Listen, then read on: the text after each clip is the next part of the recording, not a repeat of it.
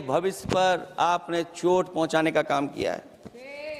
और जो primary school जो आपने बंद किए हैं वो इसीलिए बंद किए हैं आपने कि पिछड़े, दलित और गरीब के वर्ग के परिवारों के बच्चे पढ़ लिख न जाएं।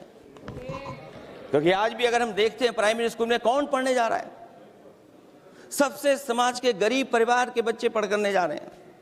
सबसे पहला हमला आपने वही किया, और इसीलिए किया क्योंकि नींव पर ही अगर हमला होगा तो ये आगे नहीं बढ़ पाएंगे।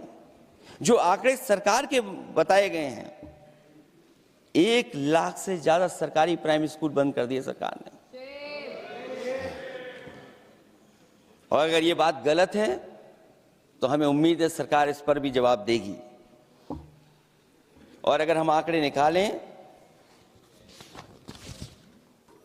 तो जो आंकड़े दिखाई दे रहे हैं, यूपी में सबसे ज्यादा प्राइमरी स्कूल बंद हुए हैं। और ये सरकार के आंकड़े हैं कि 7 लाख से ऊपर विद्यालय थे जो अब 6 लाख रह गए हैं। और यूपी में तो सबसे ज्यादा बंद हुए हैं।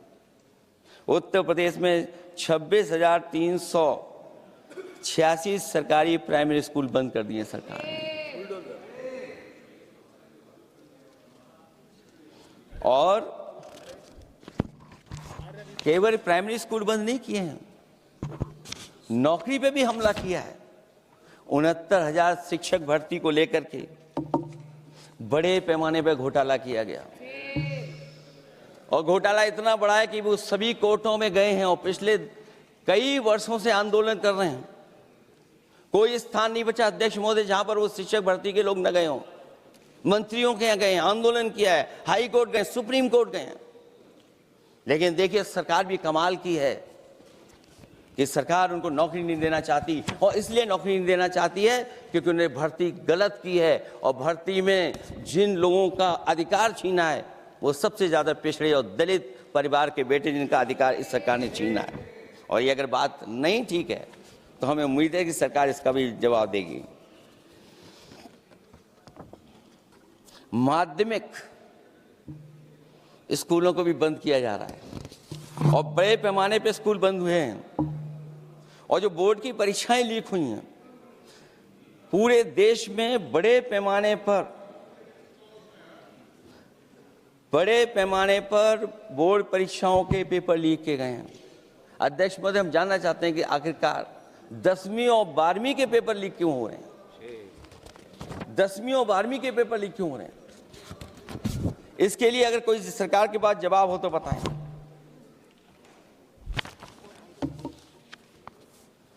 और जो बच्चों ने जान दी है नीट की परीक्षा में, जब परीक्षा का पेपर लीक हो गया है, अध्यक्ष महोदय, मैं अपनी तरफ से, पार्टी की तरफ से और सभी की तरफ से उन्हें श्रद्धांजलि देता हूं। और हमें उम्मीद है कि सरकार उन बच्चों की मांग मानेगी जिन बच्चों ने ये शर्त रखी है कि उनके परिवार के लोगों को 1 करोड़ मुआवजा दिया जाए।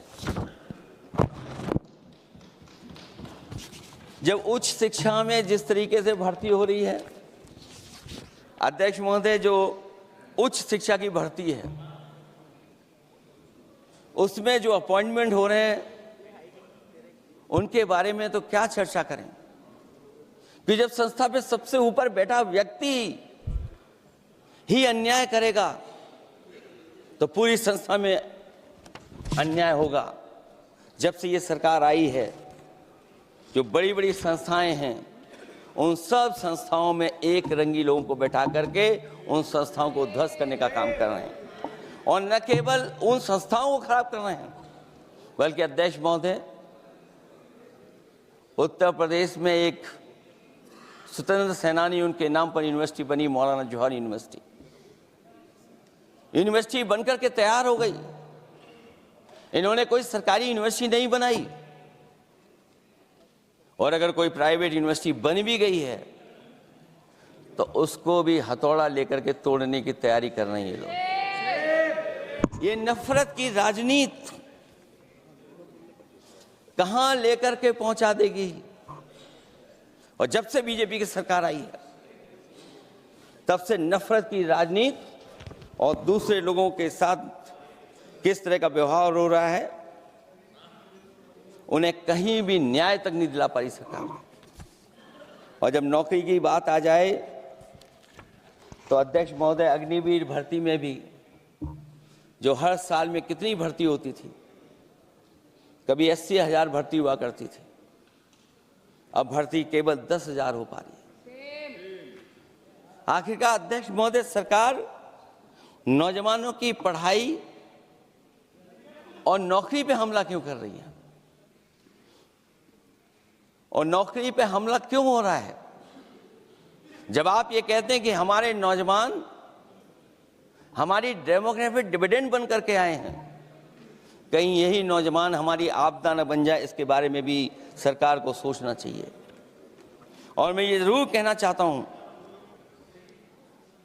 कि अध्यक्ष महोदय, अगर शिक्षा अच्छी होगी, परीक्षा सच्ची होगी, तो तरक्की भी पक्की होगी।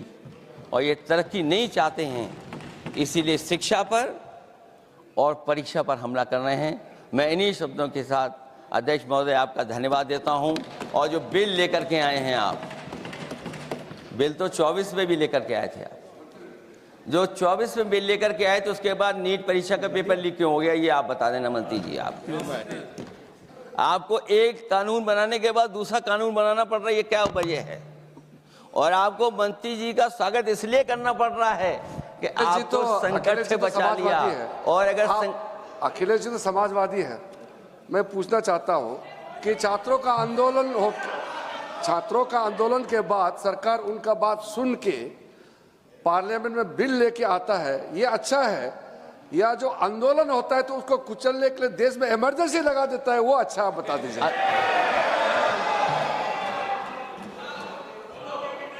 अध्यक्ष